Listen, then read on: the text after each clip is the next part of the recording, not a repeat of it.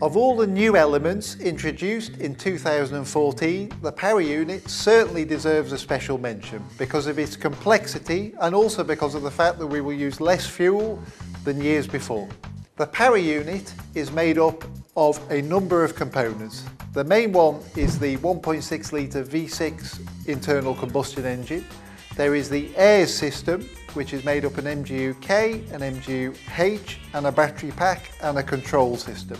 The power unit is turbocharged, so there is a turbocharger and there is also a gearbox. The Formula 1 of this year will be fitted with a 1.6 litre highly efficient engine that will use 40% less fuel than the V8 from last year.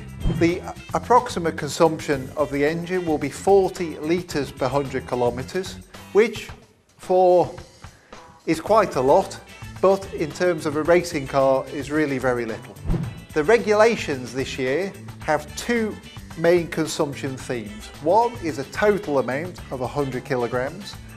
The other is a fuel flow rate of 100 kilograms an hour, which starts from 10,500 RPM, which is mainly there to limit the ultimate power of the engine. Consumption will be a key factor this year, and it will be necessary to use innovative strategies to save fuel during different parts of the race and also decide when to recover energy to then use your fuel more efficiently and effectively during the race. I'm sure all teams will be well prepared, but in the early races, with everything new, there will be a lot to learn and you could probably see people having to save fuel towards the end of the race. More than ever, the driver will have to think really on his feet and also listen a lot to the advice from the pit wall and the various strategy groups behind the pit wall. The fuel cell is located behind the driver. This serves two purposes. The main one really is for safety. Also, as it's the centre of the car, as we start with a lot of fuel and go to little fuel, it preserves the balance of the car and keeps the drivability of the car during the race.